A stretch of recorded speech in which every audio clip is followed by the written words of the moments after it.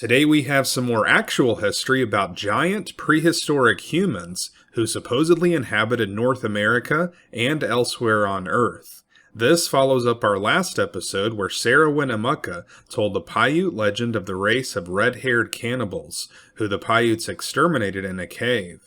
We will first read an 1896 article from New York Journal about large human footprints found in Victoria, British Columbia, as well as near Carson City, Nevada. This latter location is very near to where the Paiutes exterminated the red-haired people. This article from the New York Journal is very speculative, so we will then read some excerpts from scientific papers that argue that the supposedly human footprints are actually those of another large prehistoric animal. After reading about the footprints in British Columbia and Nevada, we will read a 1919 article that was widely circulated in newspapers at the time about the finding of an 18-foot-tall human skeleton near Seymour, Texas. We will also read another 1919 article that casts some doubt that a giant skeleton was actually found, called Cycles of Giants. So here is what I hope is a balanced set of both credulous and incredulous accounts of footprints and skeletons that may have belonged to a race of human giants who once roamed North America. We begin with the following article, published on Sunday, August 23, 1896, in New York Journal. Is this the ancestor of the American race? Discovery of an ancient giant's footprint in British Columbia raises an interesting question. Dispatches from Victoria, British Columbia announce the discovery of a series of gigantic footprints in that colony. They are apparently made by a human being, and if so, it is prima facie evidence of the existence of a race of prehistoric giants on the Pacific coast. The Sunday Journal has made telegraphic inquiries concerning the discovery, and has obtained many additional details. No doubt exists in the minds of those who have seen the impressions that they are of human making, but there is as yet no reliable scientific verdict on the subject. The Provincial Historical Society has already begun an investigation.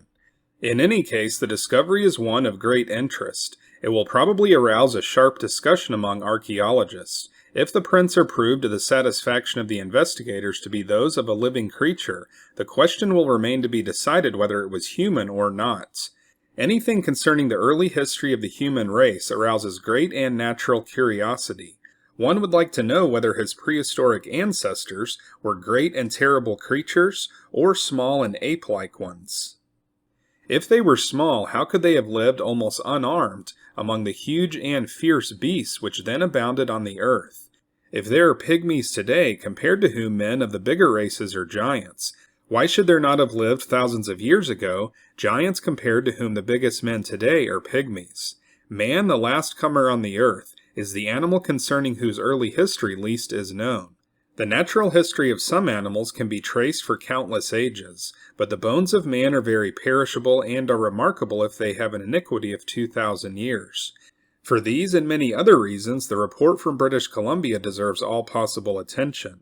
The footprints were found on the island of Victoria, near the town of Quatsino on the west coast. Their discoverer was John L. Leeson, a storekeeper of the town, and a man of intelligence. He reported his find to Captain Foote of the steamer Mischief, who repeated his account to the members of the Provincial Historical Society. They were satisfied of its interest and importance, and a party was sent out to make an investigation.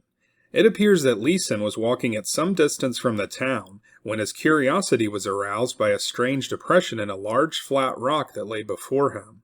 He was at the time at the foot of a mountain.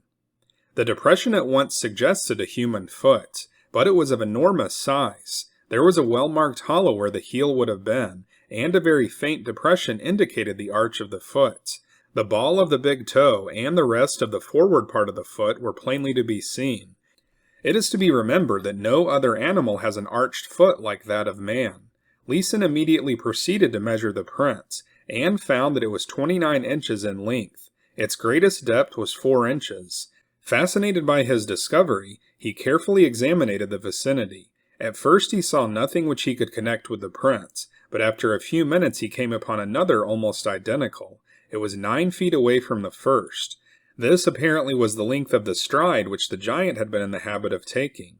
Following the direction indicated by these two prints, Leeson found a number of others. They came to an end abruptly, which was not surprising, for their surroundings must have undergone tremendous changes since they were made. The mountain itself may have come into existence in that time. It is not surprising that footprints should have been preserved for so many ages. They may have been made in soft mud which subsequently hardened, and was then buried in the earth by volcanic action, and there turned into stone and preserved from injury until another volcanic disturbance brought them to daylight again. A large part of the knowledge of animals of early geological periods has been obtained from imprints left by them in this way. Leeson, it is said, has already set to work to chisel out the first footprint which he found. He intends to ensure public recognition as its discoverer.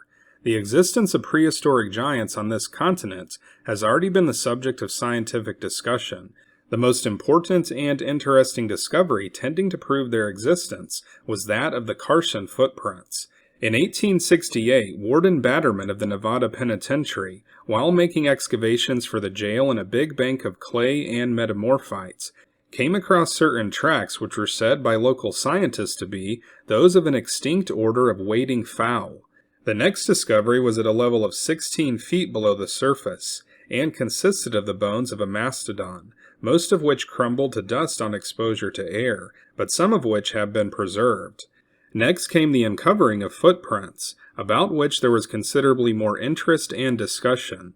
All in all, there were hundreds of them, in parallel lines and crossing each other, and in shape, though certainly not in size, they looked like the imprints of human feet made in the soft clay many thousands of years earlier in the world's history, and preserved by the superincumbent metamorphite rock.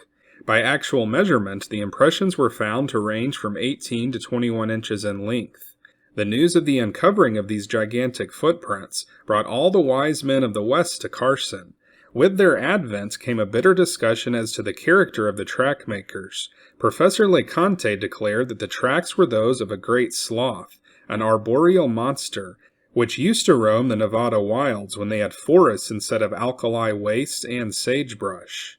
Professor Harkness, on the other hand, was of the opinion that the footprints were those of a tribe of prehistoric men, and that their frequency in this locality showed that the old clay beds must have been a highway for the giants of a Neolithic age. Subsequent discoveries give a decided touch of realism to this hypothesis. As the excavations went on, other and still more gigantic footprints were discovered.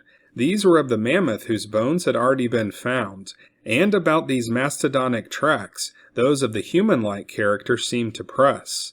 As there has been no discussion concerning the contemporaneous character of the tracks, it would follow, therefore, either that the sloths held close and numerous companionship with the mammoth, against which there is the burden of natural history proof, or that the stone men of the Nevada plain had been tracking down the gigantic beast to give him battle for food and had come upon their quarry here. The bones, despite their condition of decay, had given a fair idea of the huge bulbs of the mammoth. The prints were from 29 to 34 inches in diameter, the feet of an African elephant measuring from 12 to 16 inches in diameter, and where the great hairy pachyderm had trodden, the clay had risen in ridges a foot high. Here then the tree or cavemen, with their stone axes or obsidian-tipped arrows, had brought the mastodon to bay, and it would not need a great fight of the imagination to see the conflict between the men and beast. Nor, with the bones in such near neighborhood, would it need very much more imagination to see how the battle ended. A strange addition to the actual realism of the scene is furnished by the testimony of the rocks themselves. Somewhat ahead of the massive tracks around the center of the hunting scene are found the other prints of the big wading birds before alluded to.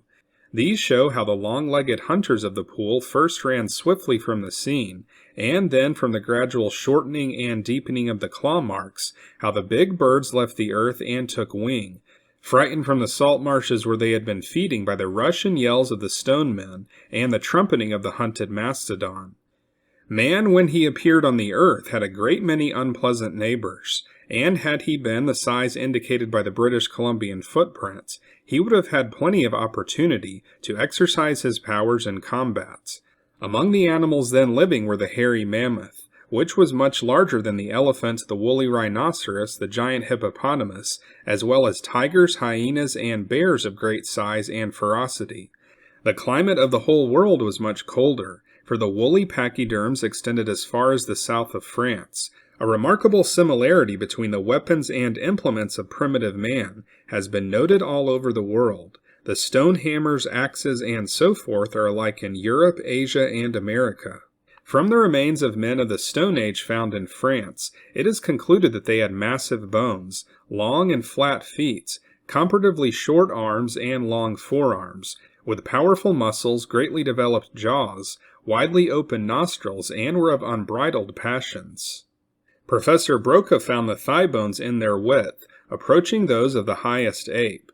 The ascending branch of the lower jaw was very wide, and the cranial capacity equal to that of humans of the present day. Another archaeologist, M. Lartet, says that the man of the Stone Age lived without fruits, was essentially predaceous and carnivorous, an eater of raw flesh and a cannibal. There is no scientific evidence to disprove the theory that gigantic races of men lived on the earth in the days of its infancy.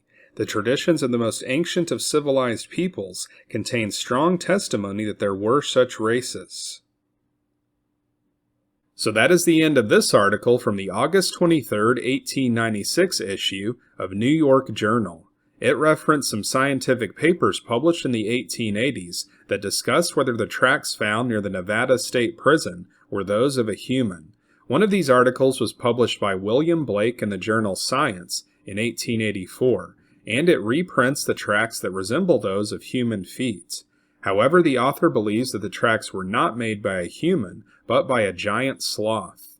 Another article was published by O.C. Marsh in 1883 in the American Journal of Science. This article is very short, and I will now read it. During the past summer, various accounts have been published of the discovery of human footprints in sandstone near Carson, Nevada. The locality is in the yard of the state prison, and the tracks were uncovered in quarrying stone for building purposes. Many different kinds of tracks were found, some of which were made by an animal allied to the elephant. Some resembled those of the horse and the deer. Others were apparently made by a wolf. There were also tracks made by large birds. The footprints occur in series and are all nearly in the same horizon. Some of the smaller tracks are sharp and distinct, but most of the impressions are indefinite in outline, owing apparently to the fact that the exact surface on which they were made is not usually exposed. The supposed human footprints are in 6 series, each with alternate right and left tracks. The stride is from 2 1/2 to over 3 feet in extent. The individual footprints are from 18 to 20 inches in length, and about 8 inches wide. The distance between the line of right-hand and left-hand tracks, or the straddle, is 18 to 19 inches, and the form and general appearance of the supposed human tracks is shown in Figure 2, which is a reduced copy of one of the impressions represented by Dr. W. H. Harkness in his paper before the California Academy of Sciences on August 7, 1882. The shaded portion was restored by him from other footprints of the series. A copy of this impression was given also by Professor Joseph LeConte in his paper before the same society on August 27, 1882. The size of these footprints, and especially the width between the right and left series, are strong evidence that they were not made by men, as has been so generally supposed. A more probable explanation is that the impressions are the tracks of a large sloth, either Mylodon or Moratherium, remains of which have been found in essentially the same horizon. In support of this view, it may be said that the footprints are almost exactly what these animals would make, if the hind feet covered the impressions of those in front. In size, in stride, and in width between the right and left series of impressions, the footprints agree closely with what we would expect Mylodon or Moratherium to make. In Figure 1, the bones of the left hind foot of a species of Mylodon are represented, the figure being reduced to the same scale as the accompanying cut, Figure 2, of one of the supposed human footprints. Since the above communication was read, the writer has had an opportunity of examining photographs and casts of the Carson footprints, and has confirmed in his opinion that the supposed human tracks were made by large edentates. The important fact has recently been determined that some of these tracks show impressions of the forefeet. The latter are somewhat outside of the large footprints, as would naturally be the case if the animal changed its course. So that article was written by O.C. Marsh, who claimed that the footprints were those of a large sloth-like creature rather than a human. It appears that he may not have actually visited the site himself, but only viewed photos of the footprints. Marsh cited the 1882 paper by Dr. W. H. Harkness, who was one of the scientists who argued that the footprints were indeed made by a human. I will now read some sections from this 1882 paper by Dr. Harkness. Presumably we stand on the shore of this ancient pond or lake, and as we look about us we see the footprints of a variety of animals, among which we recognize those of the mammoth, the deer, the wolf, of many birds, of a horse, and most important of all, the imprints of the sandaled foot of man. There are 6 series of the tracks of man, each being represented by a number of footprints from 8 to 17, in regular order, and each showing more or less plainly the imprint of a sandal. Besides this, in one of the series, the form of the sandal differs markedly from the others. In nearly all, the toe portion is well shown, it being as smooth as the work of a mason for the distance of 2 or 3 inches. Backward from the toe, we generally find the imprints of the outer portion of the bottom of it. When studied as a whole, we can determine with a good deal of exactness the actual length and breadth of the sandal, which we find to be 18 1/2 inches in length, 8 inches at the ball of the foot, while the heel is 6 inches in breadth. In its outline, the impression follows clearly the shape of the human foot. From the great toe outward there is a really graceful curve, which draws in towards the heel, while from the great toe inward the line is drawn toward the instep, and thence in an outward curve to the heel. In one series the curve is deeper, showing a slightly different form of sandal. The average length of the stride is 2 feet 3 inches. The distance between the feet, or the straddle, is 18 inches, as measured from that center of the sandal of one foot to the center of the corresponding one. There have been, we believe, but 2 objections thus far raised against the claim that the imprints first described were those of man. First, that the colossal size of the sandal will be likely to cause doubts in the minds of many. Secondly, the space between the feet, or as it is called the straddle, is so marked as to create a suspicion that they were those of an animal other than of man. To the first objection we reply that for the protection of his feet, the primitive man would naturally select the sandal. In fashioning this sandal of wood, it is reasonable to suppose that with his gouge of obsidian, he would cut out a hollow to correspond to the size of his foot, leaving a raised border which might serve as a protection to the side of his foot, as well as to the heel and toe. Its raised border would also be of great service in securing the thongs by which the sandal was attached to the foot. Some such plan must, we think, have been adopted for securing it, as we find no indication of holes in the bottom through which thongs might be passed to fasten it to the foot. Taking this view of the case, it seems to be apparent that to protect a foot 12 or 13 inches, he would be likely to fashion a sandal of nearly if not quite the proportion of the one shown by the impression. While it must be admitted that the print of the sandaled foot is unusually large, much larger in fact than the hide sandals worn by Mexican Indians or the straw sandals of the Japanese, yet the stride is but that of the average man of 5 feet 10 inches in height. As to the straddling gait, we need only say that in walking in muddy and slippery places, we all walk with our feet further apart, and furthermore by using such an unwieldy footgear as we have described, such a position of the feet would be almost a necessity. It must not be forgotten that there are 5 series of footprints other than those we have particularly described. So those were some of the articles written around the time of the discovery of these tracks near the Nevada State Prison, and near the lands where the northern Paiutes lived. As you can probably imagine, the modern scientific community does not recognize these tracks as being that of a large human. I will now read a short section from a paper published in 2009 in the journal ICNOS, an international journal of plant and animal traces. This article is titled, Human Holocene Footprints in North America. There have been several historical claims for human footprints of Pleistocene and even earlier ages in North America. The best known are those from prints from the Nevada State Penitentiary in Carson City, reported in the late 19th century. Found during quarrying operations, the tracks were attributed to tertiary mammoth, horse, tiger, sloth, and peccary. Bones and teeth thought to be associated, or at least contemporary, with the tracks include those of elephant and horse. Among the various prints were some identified as having been left by gigantic humans. These prints measure 19 to 21 inches long and 6 to 9 inches wide, and were attributed to a new species, Homo nevadensis. Further analysis of the prints, however, indicated that the track structure and straddle-to-stride ratio were inconsistent with human footprints. Similarities between a Rancho La Brea sloth hindfoot with the Carson City prints indicated that the prints were mistakenly made by Edendate, a claim supported by later reports of Mylodon bones from the same deposits.